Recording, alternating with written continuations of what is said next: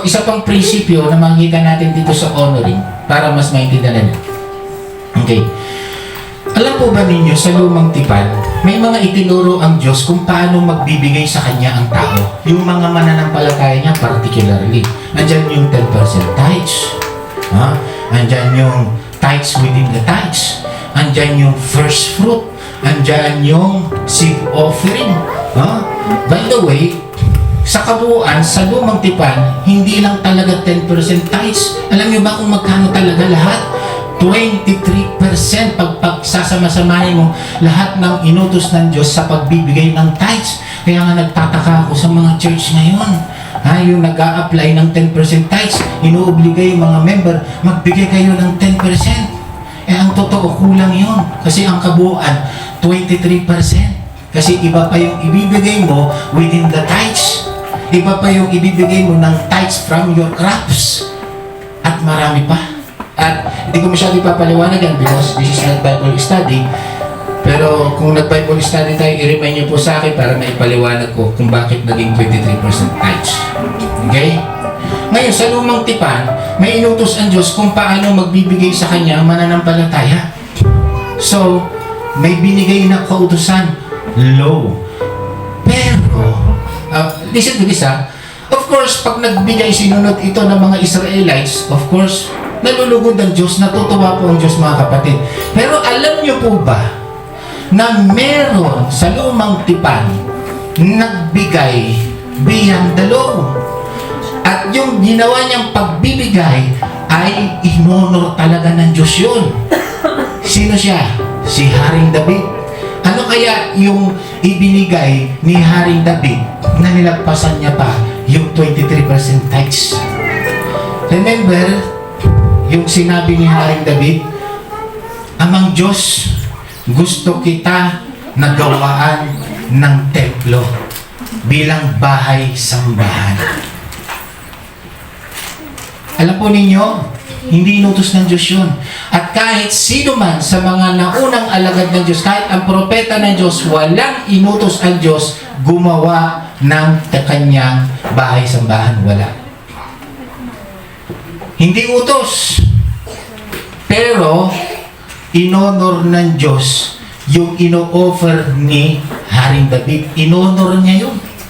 Kaya nga, masasabi natin, di ba, tinuturo ng Biblia na one of the reason na pwede na naging beloved na closest in the heart of God, itong si Haring David, ay pwedeng maaaring dahil din doon sa ginawa niya na inofera niya na gawa ng bahay, sambahan ng Diyos o ng templo. Okay? Ngayon, ang gusto kong makita natin dito mga kapatid, hindi naman inuutos yung pagbibigay na ginawa ni David, pero inonor ng Diyos yun. Nakikita natin? Remember yung ibig sabihin ng word na honor? Abounding, numerous, weightier. Ibig sabihin, mas mabigat pa. Ibig sabihin, lagpas pa sa ordinary. Ano ba yung ordinary giving? 23%. Pero si David, nilagpasan niya yun. I want you to understand, yung itinayo ni Haring David, alam niyo magkano halaga nun? Kung titignan mo po, ni-research ko sa time natin ngayon, umaabot ng more or less 350 million US dollar. Yung templo lang yun. At nagtatalo-talo pa rin sila hanggang ngayon, hindi nila masabi kasi pwedeng lumagpas doon kapag isinama mo yung mga kagamitan sa loob ng templo. And by the way, yung mga kagamitan po sa loob ng templo, according to studies, ay gawa sa ginto. And you have to understand mga kapatid, may tatlong klase, may iba-ibang klase ng ginto. May class A, may class B, may class C. Yung class C, pwede natin sabihin yun ang pinakamababang uri ng ginto. Meron naman yung class A na yun, talagang pinakamahal na ginto yun. Sa panahon ni Haring David, yung panahon ni Solomon yun. Alam nyo ba na ang ginto doon ay puro? Kaya pwede yung templo lang na 350 million US dollar nakatumbas na ng Twin Trade Tower ngayon na nasira na, pwede pang mahigitan. Ganon katindi ang inoffer ni Haring David. Are you there mga kapatid? Grabe, di ba? Nilagpasan niya yung 23% tithes sa kanyang ginawang offer na pagbibigay sa Diyos.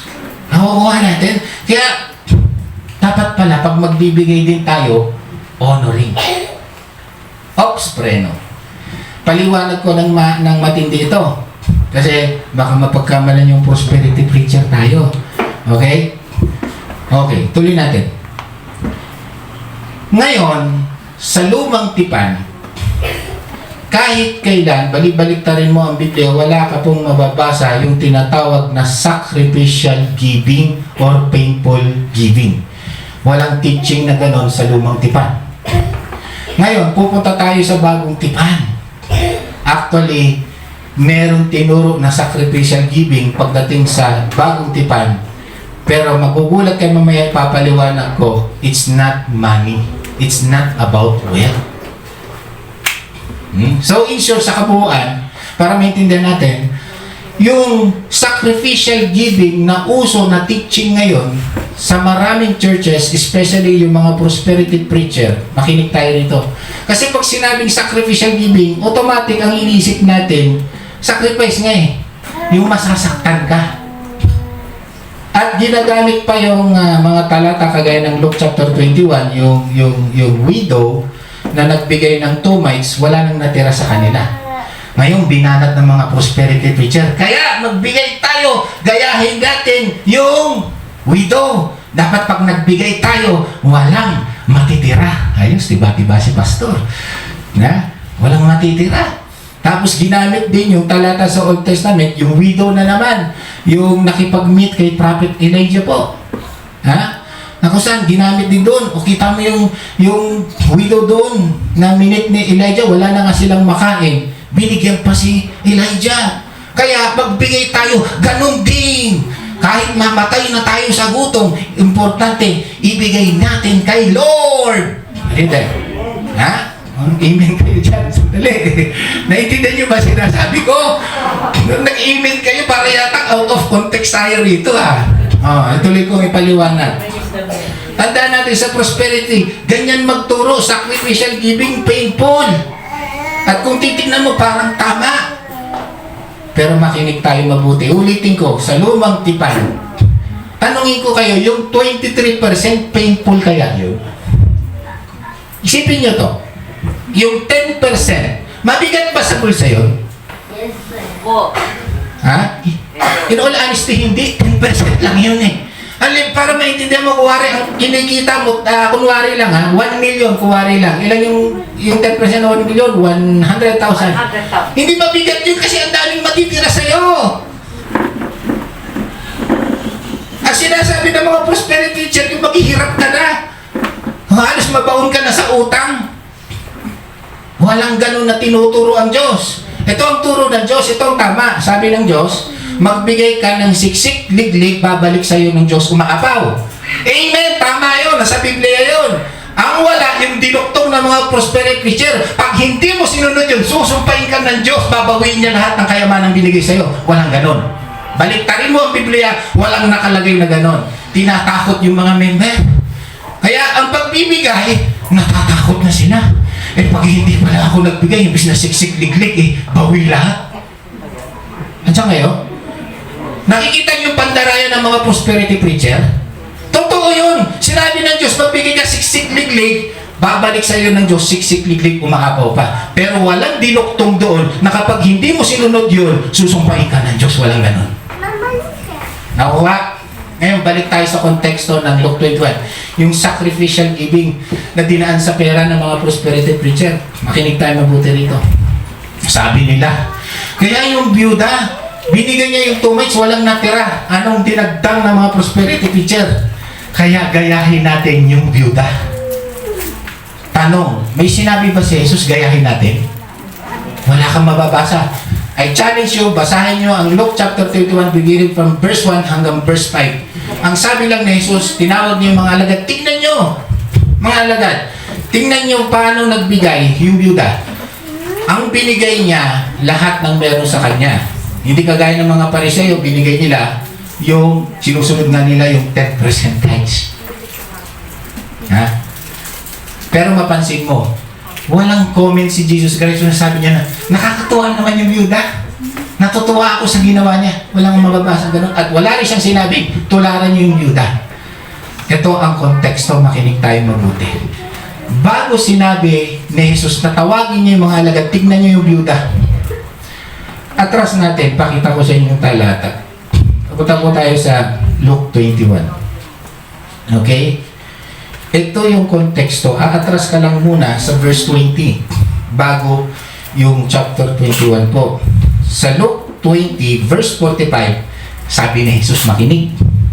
Samantalang nakikinig kay Jesus ang lahat, nangangaral siya eh. Anong pinapangaral niya? Tungkol sa mga corrupt na mga leader ng church noon sa Judaism. At ang sabi ni Jesus, samantalang nakikinig kay Jesus ang lahat, sinabi niya sa kanyang mga alagad, verse 46, mag-ingat kayo sa mga iskriba na natutuwang maglakad ng may mahabang kasuotan at gustong-gustong pagpuyagan sa mga liwasan. Aba, mga pastor, mga preacher na mga naglalakad mahaba. Anong ibig sabihin nun? Mayayaman na preacher. Ano ba kayo? Tuloy natin. Take note, ang sabi ni Jesus, mag-ingat kayo sa mga ganong mga nagtuturo. Ang ahaba ng mga suot at nagpupuyagi na ipakita sa mga tao na wow, big time. Tuloy natin. Ang sabi, mag-ingat. Aba, pag mag-ingat, ibang usapan na yon. Tuloy natin. Mag-ingat, ang sabi. Mag-ingat kayo sa mga iskriba na natutuwang maglakad na may mahabang kasuotan, tanda ng karangyaan, at gustong-gustong pagpuyagan sa mga liwasan. Ang ibig nila ay mga tanging luklukan, posisyon. Tuloy. Sa sinagoga, simbahan, church. Tuloy. At upo ang pangtangal sa mga piging. Verse 47, pakinggan niyo mabuti ito. Inuubos nila ang kabuhayan ng mga babaeng balo. Katulad nung babaeng balo na nagbigay ng 2 pirasong natitira na lang pera niya, ibig sabihin, biktima yung byuda ng corrupt system, ng relihiyon na nagtuturo sacrificial giving. Inuubos yung kabuhayan ng mga kawawang byuda. Nakuha nyo ngayon, tapos itong mga prosperity, gayahin natin yung mga byuda. Ibigin natin lahat. May nakakalimutan tayo na turo ng Diyos. May tinatawag na good stewardship. Remember yun ang higpit na bilin ng Diyos kay Adan at Eva nung ibigay niya lahat. Ang sabi ng Diyos, pangalagaan nyo, i-manage yun ng maayos. Para maintindihan natin, makinig tayo rito. Ang Diyos, pinagpapala tayo sa iba't ibang paraan. Pinagpapala ka ng Diyos para may pang-tuition fee ka sa anak mo. Amen! Pinagpapala ka ng Diyos para may pambayad ka ng bahay. Hallelujah! Pinagpapala ka ng Diyos para may ibili ka ng pagkain ng iyong pamilya. Lahat yung galing sa Diyos. Ngayon, ang gusto ng Diyos, tamang management. Okay, nakukuha natin? Pinagpapala ka para meron kang pangtustos. Tapos ito si pastor, ibigay niyo lahat. Ibig sabihin, pati pang tuition ng anak mo, pambayad ng bahay mo, pambayad ng kuryente, ng lahat na. Ibigay mo raw kay pastor para daw sa gawain ng church. Ang tawag sa iyo, mismanagement ka, kapatid. At ang nakakalungkot, ikaw ang kawawa dahil sa pandarayang turo ng mga prosperity preacher. Naging biktima ka nila. Katulad ng sinasabi rito, mag-ingat kayo sa mga iskriba na kung magturo ay puro pera. Pero out of context. Tandaan natin, walang itinuturo ang Diyos magbigay ka na masasaktan ka, na magbigay ka na mauubos ka. Mali. Walang ganong turo. Pero merong turo sa bagong tipan na ginamit yung magbigay ka, sacrificial. Saan mababasa yun? Hebrew chapter 12, makinig tayo rito mabuti mga kapatid. Ano tayo? Hebrew chapter 12. Ang sabi roon, offer yourself, your body, as a living sacrifice, holy and acceptable to God. Tanungin ko po kayo kapatid, nasaan yung pera doon? Nasaan yung wealth? Hindi niya sinabing, offer your wealth. Wala. Ang sabi sa ating mga Kristiyano, yung buhay natin ang hinahanap ng Diyos na isacrifice natin, hindi yung wealth natin. Palakpakan ng Diyos. Anong ibig sabihin? Na ialin mo ang iyong buhay. Hindi yung ibig sabihin magpapakamatay ka. Hindi. Ang ibig sabihin doon, pagamit mo ang iyong katawan, ang iyong buhay para sa gawain ng Diyos. Yun ang gusto ng Diyos na sacrifice giving. Palakpakan ng Diyos. Kaya sa Kristiyano, yun ang tinuturong sacrificial giving. Hindi pera. Amen? I hope naintindihan natin ngayon itong, kasi yung word na honoring, yes, we should honor our God in giving. Kaya lang, sinamantalang naman ng mga ganit sa pera, itong honoring, yung kanilang pagtuturo, wala naman sa Biblia. Another proof, basahin natin yung Mark chapter 15. Matthew 15. Ito. Minsan lumapit kay Jesus ang ilang Pariseo at mga eskriba galing sa Jerusalem. Kanilang tinanong si Jesus. So kinumpranta siya ng mga leader ng church. Bakit nilalabag ng mga alagad mo ang turo na minana natin sa ating mga ninuno? Dinamay pa nila si Jesus, Kumakain sila nang hindi muna naghuhugas ng kamay ayon sa parang iniutos. Sinagot sila ni Jesus. Pakinggan natin sagot ni Jesus, Bakit naman ninyo nilalabag ang utos ng Diyos dahil sa inyong minanang turo? Inuutos ng Diyos, ito ang utos ng Diyos, igalang mo ang iyong ama at ina. At ang mga salita ng masama sa ama o ina, ang magsalita ng masama sa ama o ina ay dapat mamatay. Ngunit, itinuturo ninyo kapag sinabi ng isang tao sa kanyang ama o ina, ang anumang maitutulong ko sa mga magulang ko ay naibigay ko na o naiahin ko na sa Diyos. Verse 6, hindi na niya kailangang igalang ang kanyang ama dahil sa inyong minanang turo. Niwawalang kabuluhan ninyo ang utos o turo ng Diyos. Nakuha natin? Ulitin natin, sabi ni Jesus. Ang tinuturo ninyo, kahit wag nang magbigay ng galang, honor. Remember yung honor? Kung anong definition kanina, pinaliwanag ko. Giving beyond the normal. So in short, kahit hindi mo natulungan ng iyong magulang, basta yung tulong na ibibigay mo sa magulang mo, ibinigay mo na sa church, okay na yon, sabi ng mga leader dito ng church. Pero ang sabi ni Kristo, yan ay turo ninyo, pero hindi yan turo ng Diyos. Kasi ang turo kasi ng Diyos, igalang mo, honor your parents, ang sabi.